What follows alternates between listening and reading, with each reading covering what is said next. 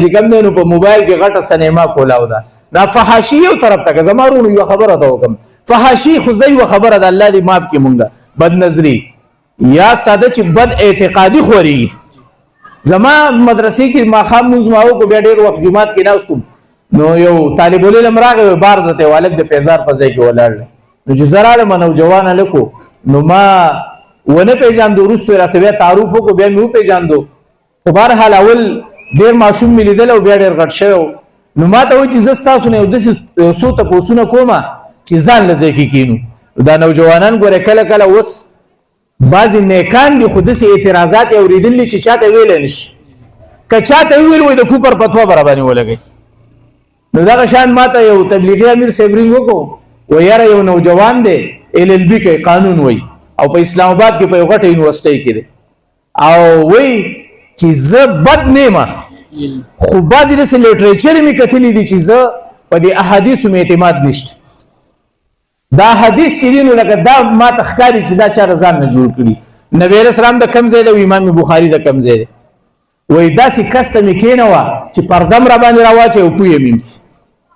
وای ما وته وی چې زه ته اتګړم چې زه د سره بکینو جمعرات ورځ دغه شان او د جمی د لنډې مازیګرو د مازیګر مون نه پس وسکین استم تر ماخامه پوری ما چې دې به صحیح اعتراضونه کوي مړ هغه اعتراضات کول چې کله مونږ د انکار حدیث ولا فتنه مخامخ لیدلم نه خو په کتابونو کې روزه هر کال چې مونږ حدیثو کتاب شروع کوو دا ټول خبرې د مخکې امون چې کوم خبرې ټول عمر کو اقا خبرې هغه په ذهن کې وي بهر حال اولنې اعتراض چې دین هغه په دې خبره باندې وکړو چې یاره ابو هريره رضی الله تعالی عنہ چې د خود نبی رسول الله سره ډیر لږ وخت تیر کړی دی دا دومره حدیث دته یاد څنګه نو دا ابو هريره سپتا دا دومره حدیث یاد ولیو چې کوم ډیر وختونه تیر کړی دا غو روایت نشته نو ما ته له سکار دی چې دا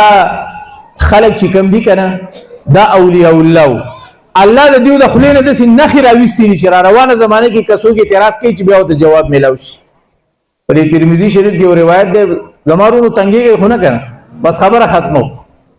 په ترمذی شریف کې روایت ده دا علما ناستي د دیو ذهن کې براغلي نبی رسول الله وي تاسو په کور کې د سپي مساتای څوک چې په کور کې بلا وجه سپي ساتي نو روزانه به د 2 قرات اجر کم لیکل کی نو چې بل سوي ته څومره اجر ملاويږي دته به داغه 2 درجه کم ملاوي دی ولی برناقه په کور کې سپي ساتي البته د 2 قسم سپو ساتلو اجازه شته الا کلب صید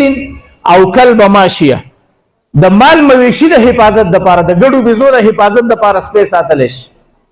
او داغه سره سره چې کوم دی کلب صید اختیاري سپي ساتل شي دا حدیث بیانون کې د عبد الله ابن عمر سے عبد الله ابن عمر سے چې دا حدیث بیان کو نظر وته په مجلس کې او کس پاسې دو او حضرت او تاسو خوای چې سپي ساتل من دي د 2 قسم سپو ساتل اجازه ده یو د ښکاری سپي او یو د مال مویشي ابو هريره سے خود درې سپي یادې چې دا اجازه ده او کلب زرع چې فصل له حفاظت د پاره د پټو د باغ د حفاظت د پاره سپي ساتل شي عبد الله ابن عمر سے جواب ورکو وی وکانا ابو هريره له زرع دا ابو هريره سے خپل پټی دي زکه دا مې پښتو ترجمه وک دا ټکه منکرین حدیث راوغست چې ګور عبد الله ابن عمر سے وی چې نبی رسول الله د 2 قسم سپو ساتلو اجازه کړي د ښکاری سپي او د مال مویشي د ساتلو لپاره او د پټو هغه عبد الله ابن عمر سے ونویل خو چې ابو هريره سے د پټو خبره وکړه نو عبد الله ابن عمر سے په اعتراض وکړ د خپل پټی دي ځکه ځان لبګی لارو باسي داسې زمال پاس دي دا اعتراض وکړ یاره مړه ذکر کله حیران شم د دې اولیاء الله کرامات ته چې امام ترمذی رحم الله په یو باب کې صرف یو حدیث ذکر کوي او نور احادیث ته وفي الباب سره اشاره کوي لیکن په دې باب کې امام ترمذی رحم الله په زمانه کې خدا فتنه بیا و یا بنو دا اعتراض بیا و یا بنو لیکن امام ترمذی رحم الله د دینه پس یو حدیث راوړ مړه په دغه موقع چې زماره واګانی خيجي د امام ترمذی سے تزتا نشم زمارونو زمونږ علماء ته مخکنه جواب کړو چې عبد الله ابن عمر سے مقصد دا نه دی چې د پټی دی ځکه ځان لساتل زماره خبره ته سوچ کوي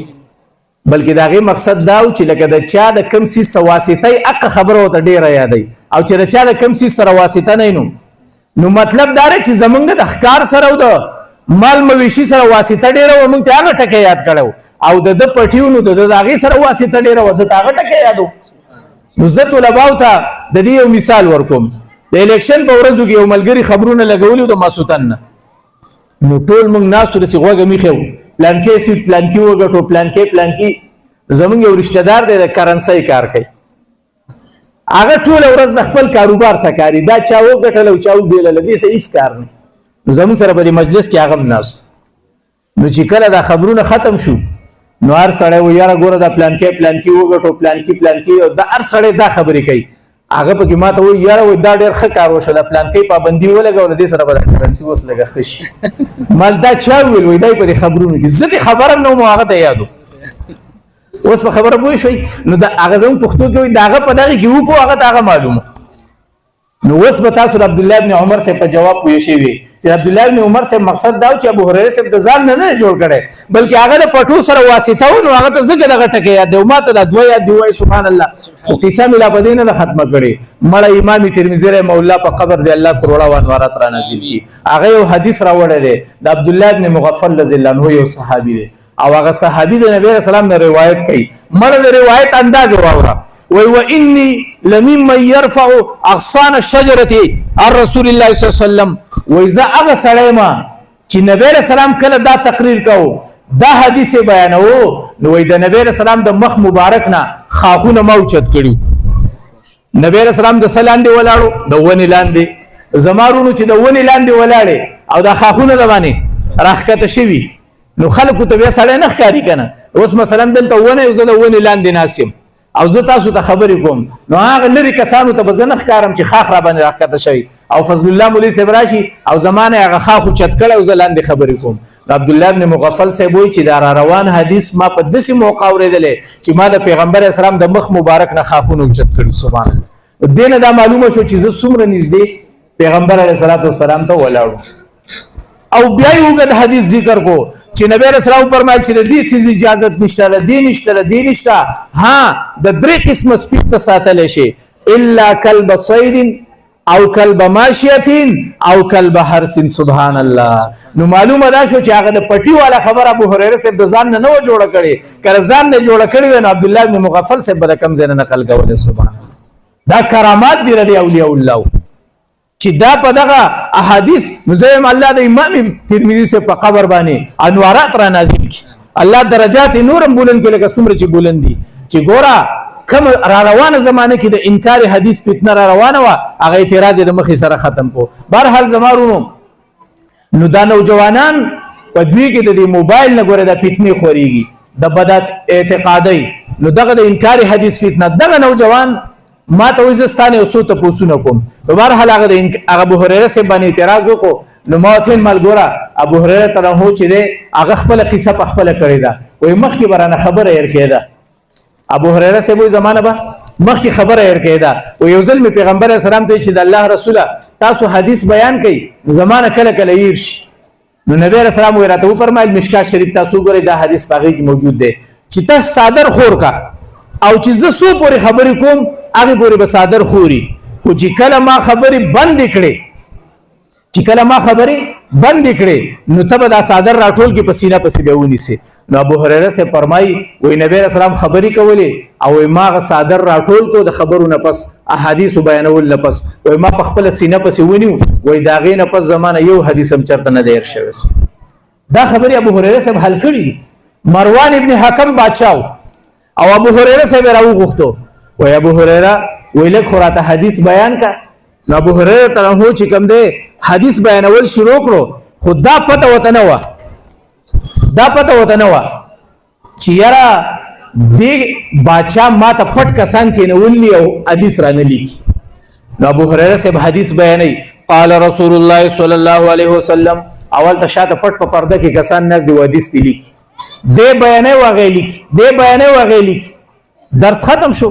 اوس چې زمانه سه او سړی خبره لیکي نو ماته خو پته نه لګي بس خبره ختم شو.